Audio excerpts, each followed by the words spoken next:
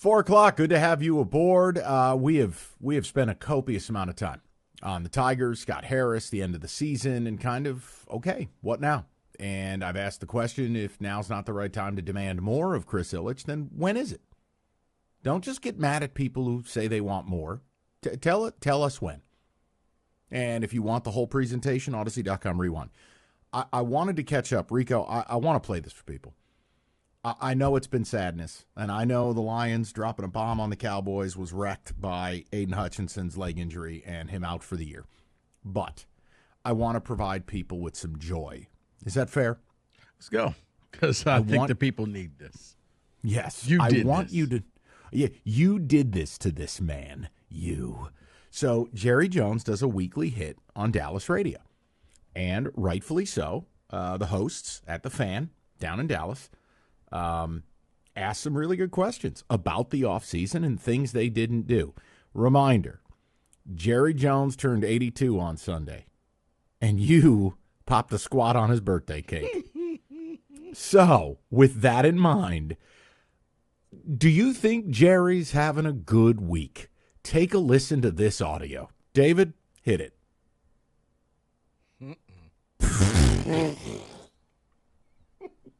Hey, if you had NFL owner threatening to fire radio hosts on your bingo card, you're right. It's not your job to sit there and answer questions about the dog bleep franchise you run. Or actually it is. Yeah. Because that's why most owners don't do a weekly radio hit, Jerry. Holy mercy. Happy birthday, Jera. Don't Love ask me the city of Detroit. Yeah. Don't ask me questions I don't want to answer. Don't ask me happy questions. What flavor was the cake that I had? You know what? What did I do on my birthday? Don't ask me this. That's part of the problem with where we've arrived at in sports.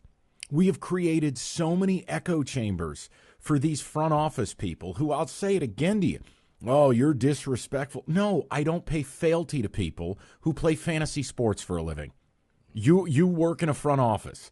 You use billionaires' money to buy millionaires to play a kid's game. You're not curing cancer, all right? You're not down at Carmanos. You're also not keeping our streets safe. You're not educating our children. I don't care about you. This idea that we owe fealty to these people. So, yeah, Jerry's probably ticked, Rico, because he wasn't on DallasCowboys.com or CowboysGiveMeErection.net.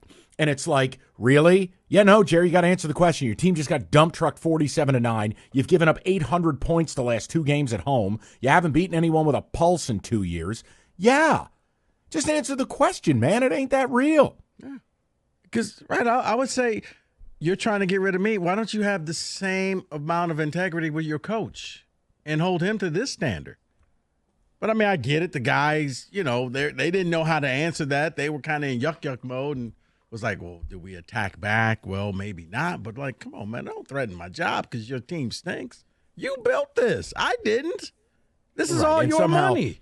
Right. It's not like the host got on the air and farted into the microphone. I mean, they didn't pull a Kenny whoopee cushion.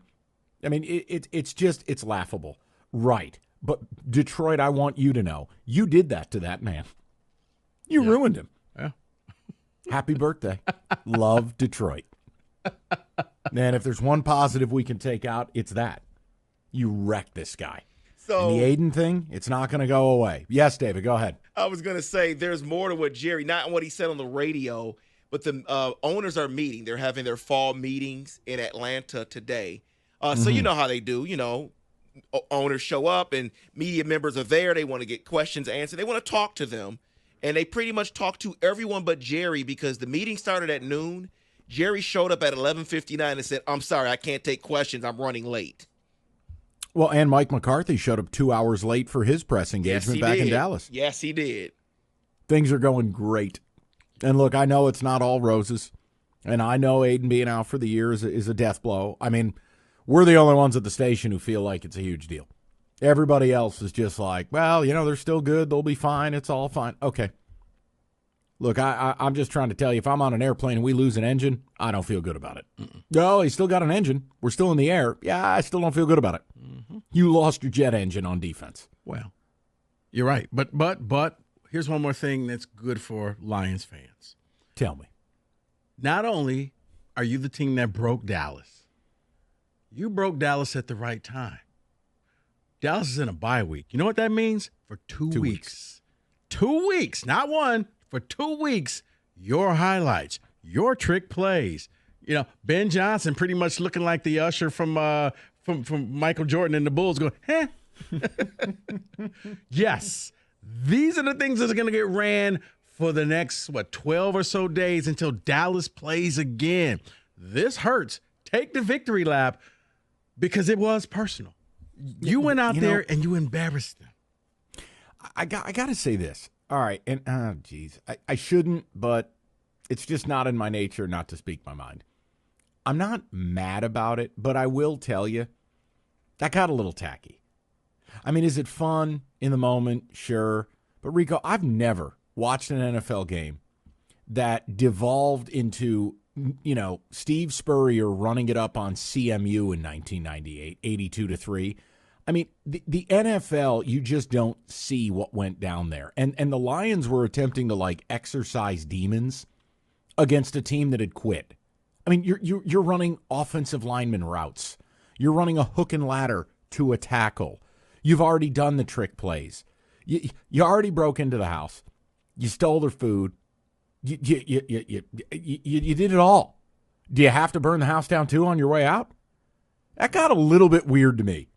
It was like this demonic thing of no, we're not done with revenge. And it's like, guys, you've already proven your point. Yeah. What more do you have to do? It gets to a point where, you all of a sudden start feeling sorry for the team.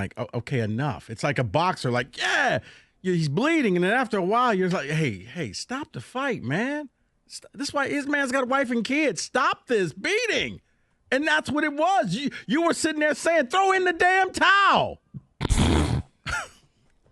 Because it was like, I didn't You're get not it. It's wrong. Okay, was this all because of the Dan Skipper thing? But then it went past that, and it was utter embarrassment. So I just took it as this.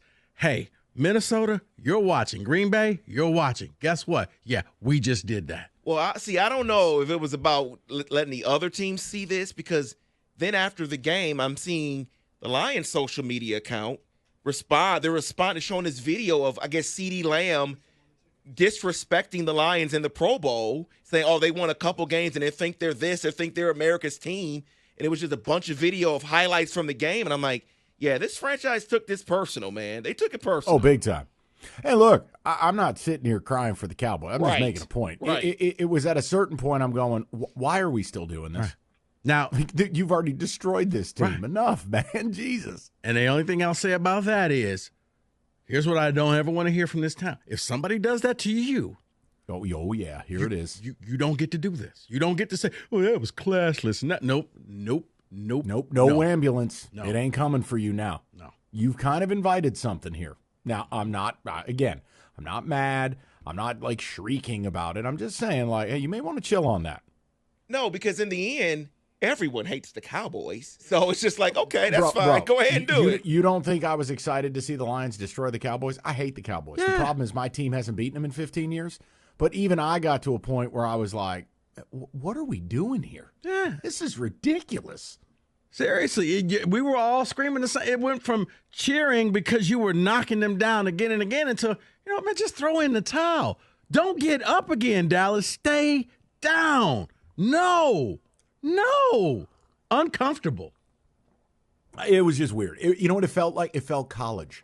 It did. It felt like when one team, it's like Kent State at Tennessee, and it was 62-0 at the half. Yeah. And I mean, you're sitting there going, Tennessee, really?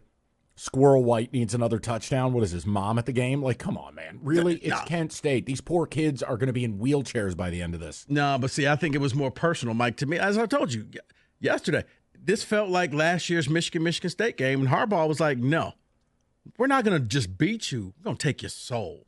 You remember what you did to us in the tunnel? Watch this. We're angry, and we're going to show you on the field, and there's nothing you can do about this. That's what that game felt like to me. It was just like, come on, guys. Dallas quit. Dallas quit at halftime. Do we really need to run, hook and ladders for the tackles now? Yes. This is what we're More. doing? Okay. Look, I'm not mad about it. I'm just telling you, don't cry when someone does it to you. Invariably, someone's going to do it to you. So buckle up. 248-539-9797. But enjoy what you did to Jerry Jones. You should be very proud of yourselves. It's a blessed moment. I know I'm proud of you.